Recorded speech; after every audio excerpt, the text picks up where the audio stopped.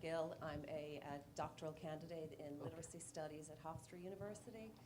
And I've been reading a lot lately about how technology has created this ever-growing digital divide between the haves and the have-nots, and how your EDP system is designed really to try to bridge that divide. Healthcare, yeah.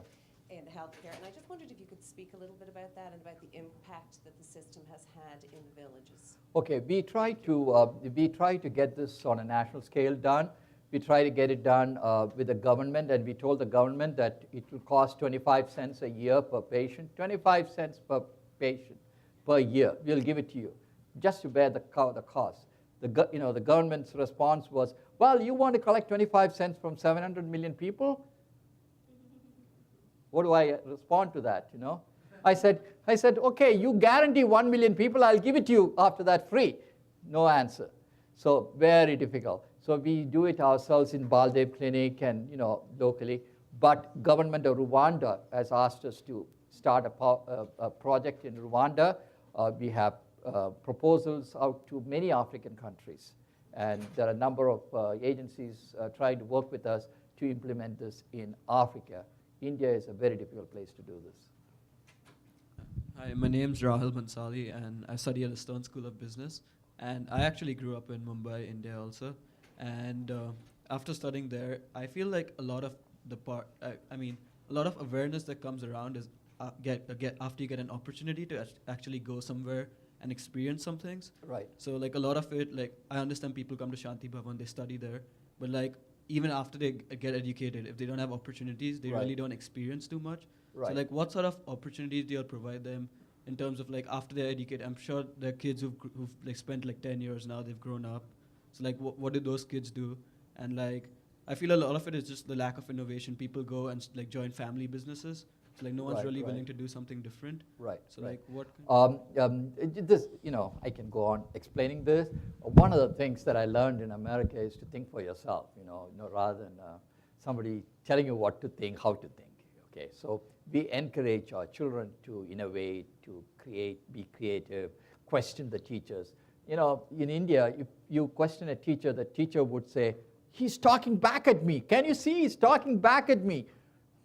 A simple question from a kid, right? So we have to change the way the teachers think, not how the children think. So in Shanti Bhavan, children are very, very free, open. They would question you, so that's one. Then we send them to companies like Mercedes-Benz in Bangalore, SAP, Infosys. We take them there, we arrange with them, so they go and see how the factory is run. We take them to a bank, ICICI, see how the bank cashes checks. The rest of it, poverty, they'd already know. Now we will be taking them to shops in Bangalore, how to do shopping and so on. But still, they will have to they will have to discover for themselves what life is like outside. That's all I can answer. One more question? Okay. Thank you very much. This is very personal to me because I'm also from India. My name is Saliha, and I worked in the tribal belts and the untouchable belts in Madhya Pradesh, Gujarat, etc. So to see a different model is very touching. I was very touched when I was working.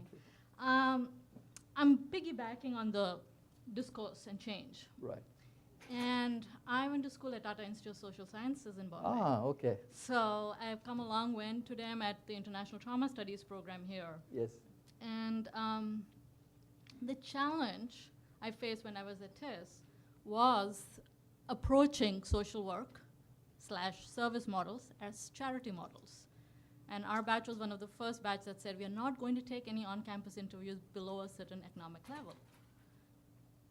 So my question to you is, we have taken business and we're taking business ideas and applying it as social entrepreneurship. There is still, and I'm pushing back as part of the dialogue, not to challenge, but just to create further dialogue.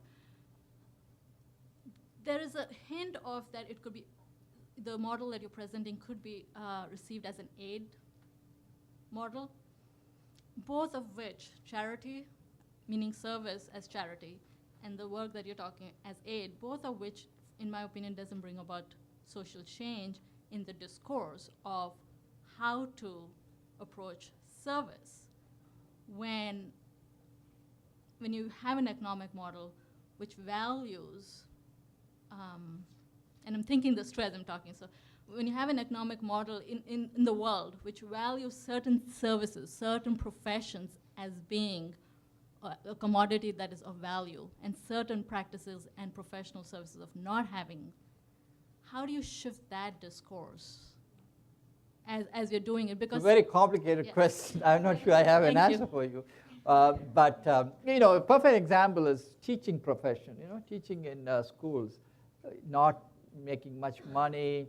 While IT, just get through an IT program and you make tons of money in Bangalore, right? But teachers are the ones who are going to make the world a difference. Not even computers.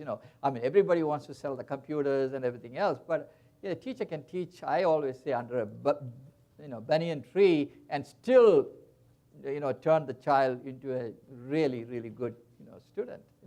So the question is, how do you bring about importance and value, some value to that type of activity? I have to think through this thing. I really don't have a quick answer for you. I haven't thought through well enough.